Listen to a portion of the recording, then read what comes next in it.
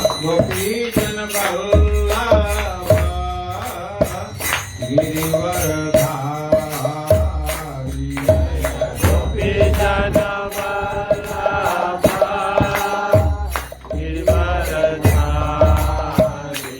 जय गोपीजन वल्लभ गिरिवरधारी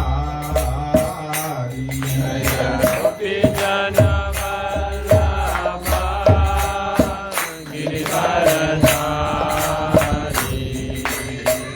यशोदानन्दन व्रज जन रञ्जन यशोदानन्दन रञ्जन यशोदानन्दन व्रज जन रञ्जन यशोदानन्दन रञ्जन यमुनतीरा वनचारि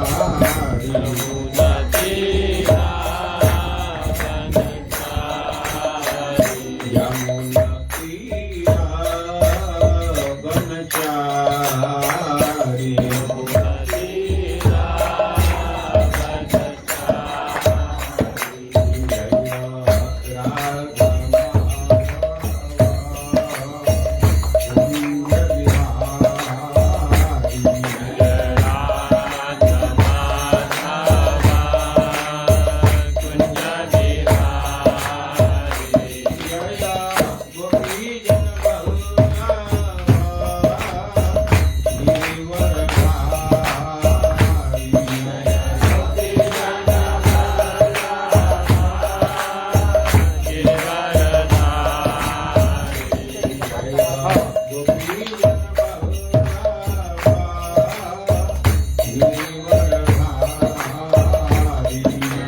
गोपीजन Vallabh Girivardhari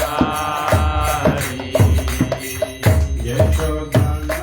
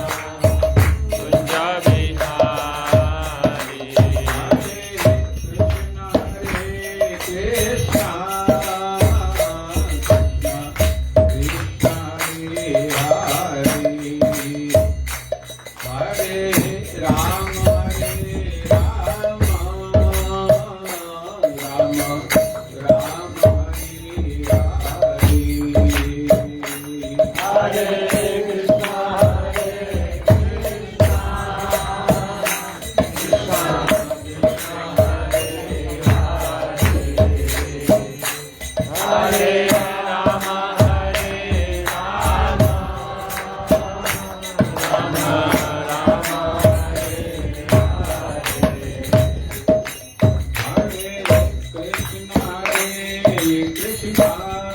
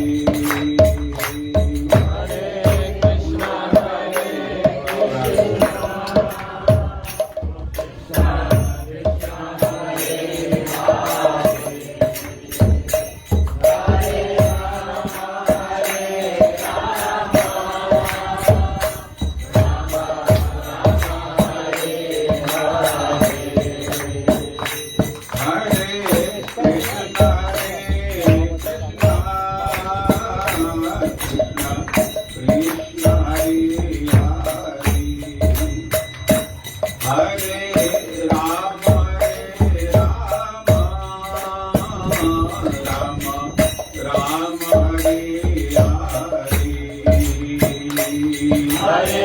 Krishna, Krishna Krishna Hare Hare, Hare Rama, Rama Rama Hare Hare. Hare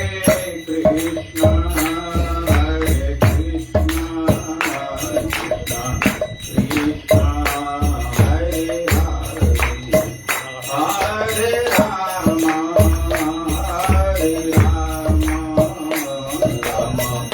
Rama Rama, Hare Hare. Hare Krishna, Krishna Krishna, Hare Hare, Hare Rama, Rama Rama, Hare Hare. Jaya Radha Shyam Sundar, Radha Shyam Sundar, Jaya Radha Shyam Sundar, Radha Shyam Sundar, Jaya Krishna Balaram, Jaya Krishna Balaram, Krishna Balaram, Jaya Krishna Balaram. Jaya Krishna Balaram, Krishna Balaram, Jaya Krishna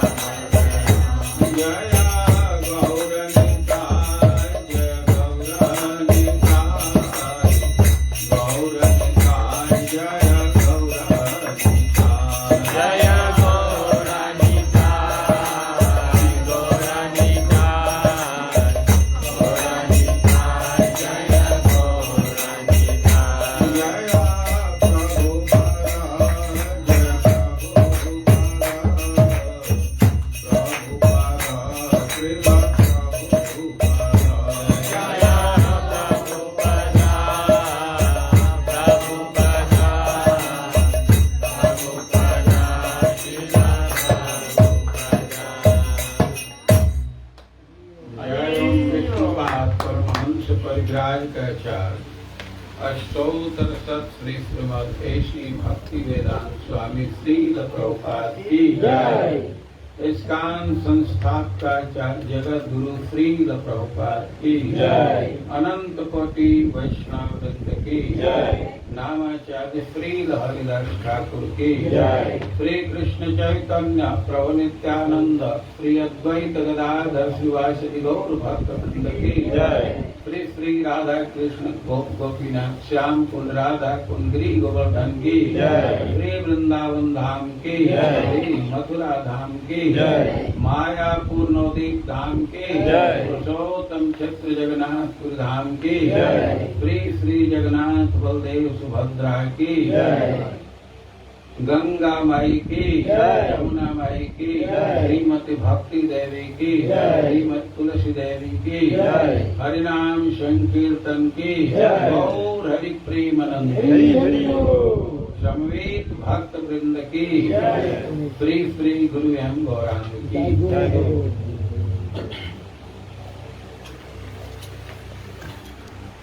ओम अज्ञानतिमिरान्धस्य ज्ञानाञ्जनशलाकया चक्षुरुन्मीलितं येन तस्मै श्रीगुरवे नमः।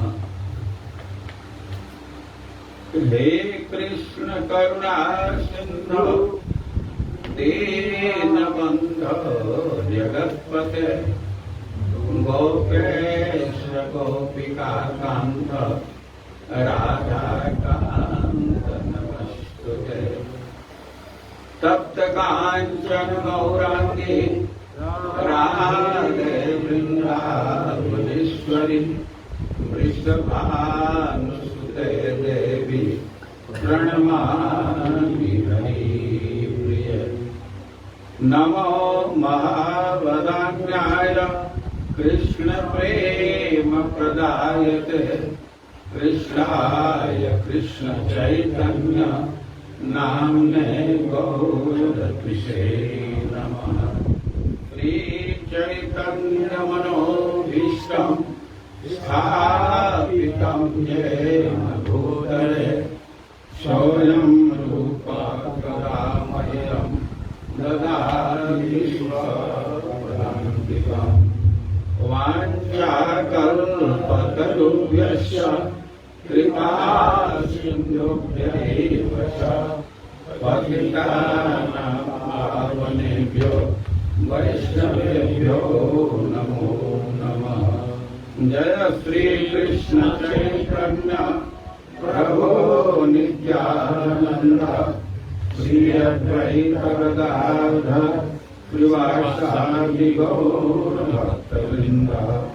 हरे कृष्णा कृष्णा कृष्णा हरे हरे, हरे राम राम राम हरे हरे। हम लोग आवृत्ति करेंगे भगवत गीता के 9वें अध्याय का 26 नंबर का श्लोक। प्राय भक्तों को श्लोक याद है, पीछे से बोलने का प्रयास कीजिए। ओम नमो भगवते वासुदेवाय। ओम नमो भगवते वासुदेवाय। ओम नमो भगवते वासुदेवाय। ओम नमो भगवते वासुदेवाय। ओम नमो भगवते वासुदेवाय। ओम नमो भगवते वासुदेवाय। पत्रं पुष्पं फलं तोयं यः मे भक्त्या प्रयच्छति तत् अहं भक्ति उपहृतम् अश्नामि प्रयतात्मनः। पत्रं पुष्पं फलं तोयं यो मे भक्त्या प्रयच्छति तदहं भक्ति उपहृतम् अश्नामि प्रयतात्मनः। पत्रं पुष्पं फलं तोयं यो मे भक्त्या प्रयच्छति तदहं भक्ति उपहृतम् स्नामि प्रयतात्मनः। यह बहुत प्रसिद्ध श्लोक है। भगवान अपने स्वभाव के विषय में यहाँ बतला रहे हैं।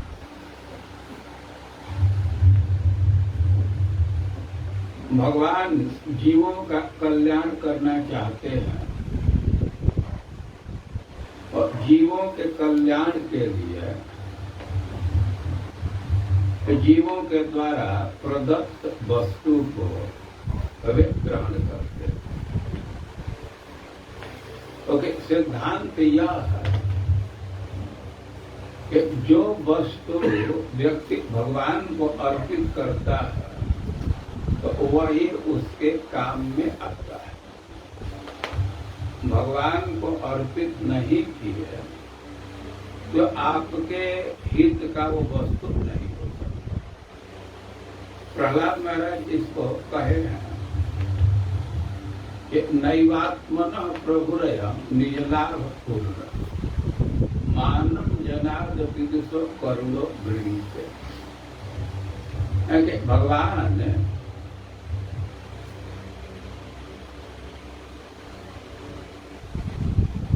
करुणा करके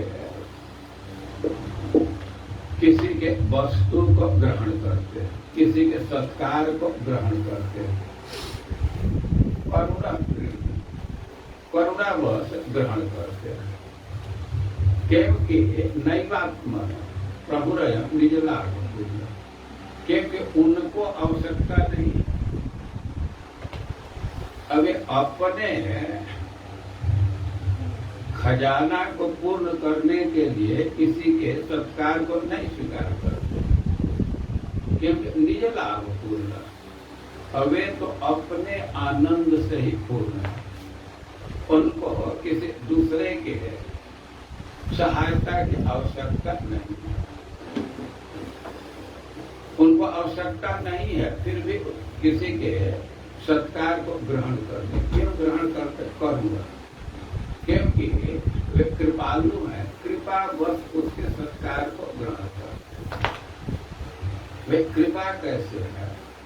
तो कहने कि यद यद जनो भगवत विदधि मान, अव्यक्ति जो जो सत्कार भगवान को अर्पित करता है और वही उसके लिए होता है। एक उदाहरण दे रहे हैं, यथा मुख, जैसे मुख का शोभा। उदाहरण तो समझिए, जैसे कोई व्यक्ति किसी दर्पण के, किसी शीशा के समक्ष खड़ा हुआ है और शीशा में उसका प्रतिबिंब फलित हो रहा है, अपने प्रतिबिंब को देख रहा है। अब उसको ऐसा लग रहा है कि मुख की शोभा फीकी है, उसमें कुछ वृद्धि करने की आवश्यकता है। अब मान लीजिए कि ललाट को तिलक लगाना चाहे तो लाख प्रयास करे, अपने प्रतिबिंब पर तिलक नहीं लगा सकता। प्रयास करने का मतलब है कि दर्पण को गंदा करे। समझ रहे उदाहरण को? किसी दर्पण के समक्ष खड़ा हुआ है तो आपके चेहरा का प्रतिबिंब उसमें फलित होगा और आपको लग रहा है कि यह प्रतिबिंब थोड़ा फीका लग रहा है, तिलक लगा देना चाहिए। तो लाख ट्राई मारी है, प्रतिबिंब पर तिलक लगाने का सफलता मिलेगी नहीं। अधिक से अधिक करेंगे तो दर्पण को लेप करेगा, उसी पर चंदन तो दर्पण तक रह जाएगा। लेकिन यदि अपने मूल ललाट पर तिलक लगाते तुरंत प्रतिबिंब तक पहुंच जाएगा। और उसी तरह कोई भी सम्मान है वो भगवान को अर्पित करते हैं तो हमारे हित का हो जाता है, और भगवान को अर्पित नहीं किए तो हमारे हित का वो हो नहीं सकता। तो भगवान किसी के सम्मान को उसके हित के लिए स्वीकार कर देते हैं, अपनी आवश्यकता से नहीं, क्योंकि वहाँ किसी प्रकार का कोई अभाव नहीं है। ये तो अपने लाभ से, अपने संसाधन से ही पूर्ण है। अब भगवान कह रहे हैं कि कोई व्यक्ति साधारण से साधारण चीज जो सब जगह सुलभ है उसको भी अर्पित करता है तो स्वीकार कर लेते हैं। भगवान उदाहरण दे रहा है, पत्रम पुष्पम फलम तोड़ो। पत्र तुलसी जी का पत्ता है और इसके संग्रह में बहुत प्रयास नहीं है। पौधा लगाए हैं, उस पत्ता भगवान को अर्पित कर सकते हैं, या कोई पौधा है उसके फूल को अर्पित कर सकते हैं, या पानी अर्पित कर सकते हैं, पानी तो सर्वत्र सुलभ है, या फल अर्पित कर सकते हैं। अब कह रहे हैं कि पत्रम पुष्पम फलम यो में हत्या प्रयत्न। एक शर्त डाल रहे हैं कि हत्या प्रयत्न, श्रद्धा पूर्वक साधारण से साधारण चीज को भी देता है और उसको भी स्वीकार कर लेते हैं। ध्यान देना चाहिए कि यदि श्रद्धा नहीं है, भक्ति नहीं है और भगवान उसको स्वीकार नहीं करते। जब भगवान भूखे नहीं है, अभाव में नहीं है, स्पष्ट शब्द दे रहे हैं कि भक्ति के साथ जो अर्पित करता है और उसको मैं स्वीकार कर लेता और पर्याप्त मन जो शुद्धात्मा है। और इस श्लोक के कंटेंट पर विचार करें तो तीन चीजें है। पहला चीज है कि भगवान साधारण से साधारण वस्तु को भी स्वीकार कर लेते हैं। भगवान को संतुष्ट करने के लिए बहुत प्रयास की आवश्यकता नहीं पड़ती। जो संसाधन है उसी से संतुष्ट कर सकते हैं। लेकिन भगवान एक शब्द रख रहे हैं कि हम उसी के वस्तु को स्वीकार करते हैं जो भक्ति उपज भक्ति के साथ प्रदान करता है। अब भक्ति नहीं है, श्रद्धा नहीं है, प्रेम नहीं है, तो भगवान उसके वस्तु को नहीं स्वीकार करेंगे। इस बात को दूसरी जगह कहा गया है कि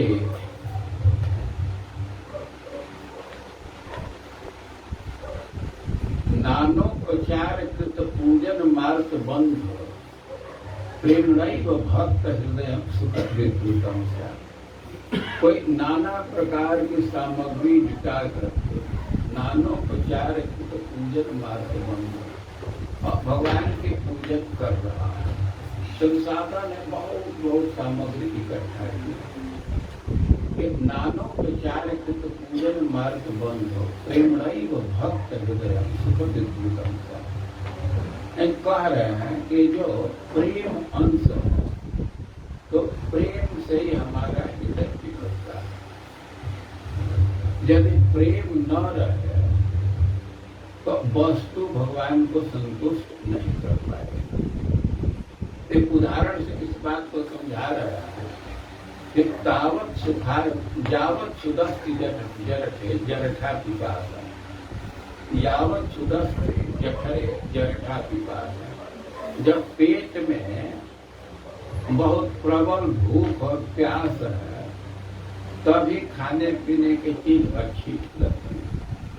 यदि भूख नहीं है तो मिठाई भी भार हो जाता है। कहीं से खा करके आए पेट भरा हुआ है तो मिठाई खाना भी कठिन पड़ता है, बढ़िया चीज खाना भी कठिन पड़ता है।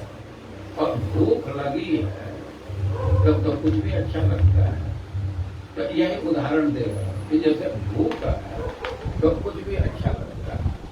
और यदि प्रेम से भगवान को अर्पित करते हैं तो उसे प्रेम से ही भगवान का चित्र पकड़ता है। प्रेम नहीं है तो भगवान के संतुष्टि का कारण नहीं बन सकता। उसके पीछे अब कारण है कि भगवान किसी अभाव में नहीं है। वो अभाव बस ऐसा नहीं कर रहे हैं। वो किसी के वस्तु को स्वीकार करते हैं उसके कल्याण के। लेकिन एक बात कह रहे हैं कि प्रेम के साथ देगा तभी स्वीकार करेंगे। और दूसरी बात कह रहे हैं प्रियतात्मा। व्यक्ति को शुद्ध होना चाहिए। कोई अशुद्ध है तो व्यक्ति भगवान को कुछ अर्पित करता है तो उसको स्वीकार नहीं करते, उसको ग्रहण नहीं करते, उसको नहीं खाते। प्रियतात्मा यह बहुत महत्वपूर्ण चीज है।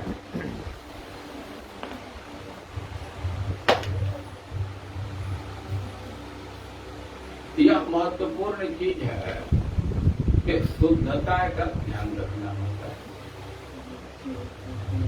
आपका शरीर अपवित्र है और भगवान को कुछ अर्पित करेंगे और भगवान उसको स्वीकार नहीं करेंगे, उसको ग्रहण नहीं करेंगे। और भगवान को कुछ अर्पित कर रहे हैं और इस सिद्धांत को ध्यान में रखना।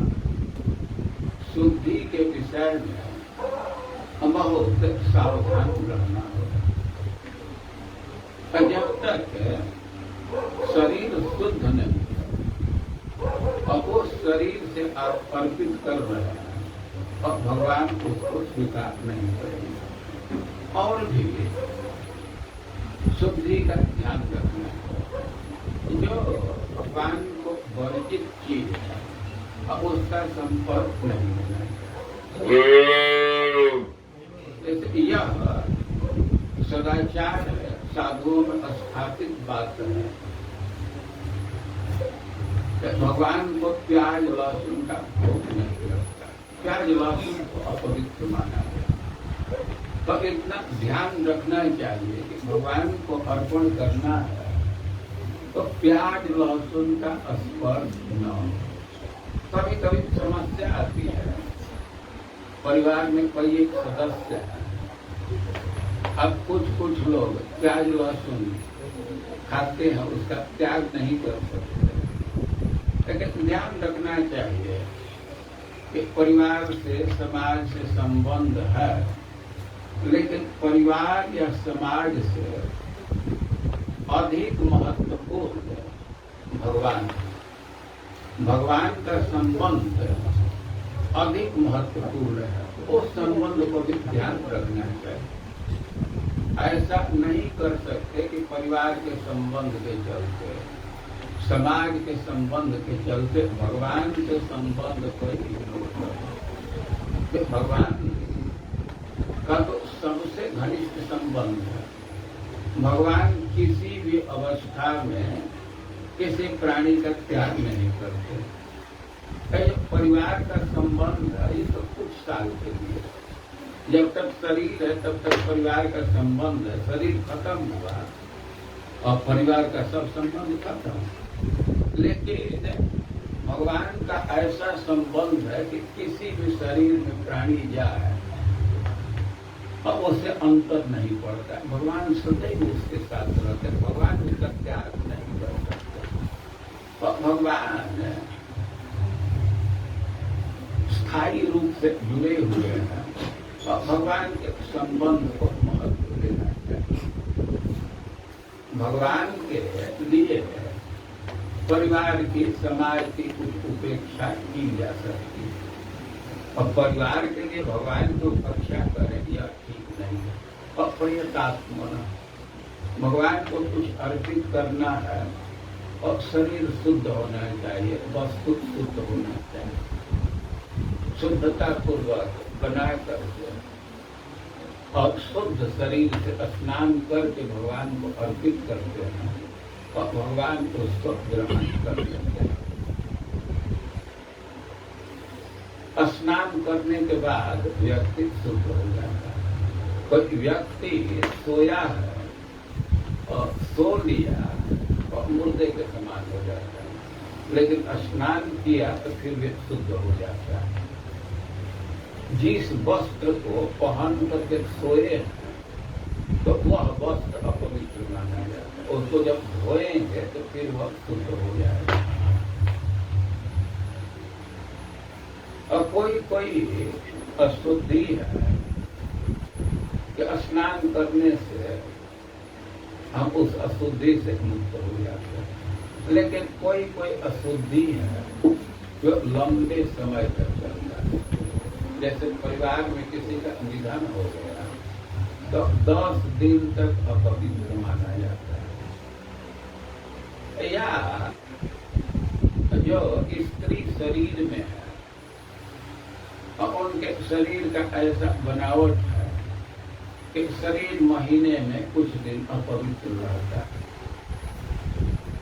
और भगवान अब एक एक चीज का उल्लेख नहीं कर रहे, सिद्धांत बतला रहे कि प्रेतात्मा शुद्ध अवस्था में कोई अर्पित करता है, उसी को स्वीकार करता है। और भगवान एक तरह से संकेत दे रहे हैं कि 2 चीज का ध्यान रखना चाहिए। श्रद्धा होनी चाहिए, भक्ति होनी चाहिए और शुद्धता होनी चाहिए।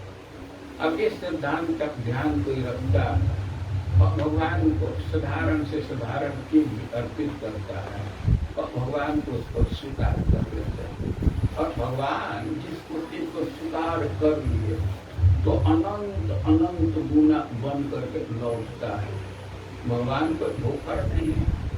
वो स्वीकार करते हैं और अपने को देने वाले को बढ़ा कर लौटाते हैं।